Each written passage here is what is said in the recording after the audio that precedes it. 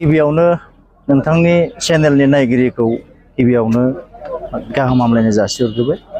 नैबे आं थांनाय नै दाख्लै योगा डे जेनेबा सीएम सारा जोंनि मानासाव फैदोंमोन। बेहाय आङो मोनसे पदुमनि सावगारि आर'नायाव आङो बानायनो होदोंमोन, किन्तु आङो बेखौ जोंनि बिजेपिनि सेन्टिमेन्ट लाना आं बानायाखैमोन। पदुम बिबारा बारसे नेशनेल फ्लावारखाय आं इयाव बिराद समायना नुनायखाय आं बेहाय होनाय जादों। आरो बेहाय मायबा मोनसे गोरोन्थि जादोंबा आं गिबियावनो निमाहा बिग्रोनाय थाखाबाय बर' माहारि आफादफोरनिसिम।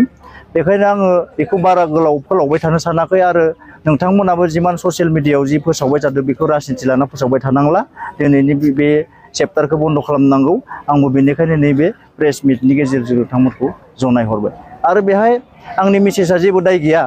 मेसेजआ मोनसे समायना माने फालियाव ओरै मोजां मोनसे पिकचार लानानै बेखौ गावगाय स्टेटास होदोंमोन। आंनि मेसेजनि जेबो गोरोन्थि गैया। जितु आंनिफ्राय लानानै बिथाङा होदोंमोन गारियाव, जितु जों सानैबो थांदों। बिथांनि थाखाय आंनो नोंथांमोननिसिम निमाहा बिग्रोनाय थाखाय बिथाङा जेबो गोरोन्थि गैया। आं बेखौ खुनु राजनिति सेन्टिमेन्ट लाना होनाय जायाखै। नोंथांमोना निमाहा होबानो जाबाय। आरो मायबा मोनसे आरो गोरोन्थि बुजिदोंबा नोंथांमोना आंखौ आरो निमाहा होफिन। बेखायनो आं नैबे चेप्टारखौ नोंथांमोनखौ नैबे ससियेल मिडियायाव दावराव खालामनायखौ बयबो अननानै जाहाथे निजिनि साननानै बन्द' खालामो, आं बेखौनो गुरै खावलायहरबाय।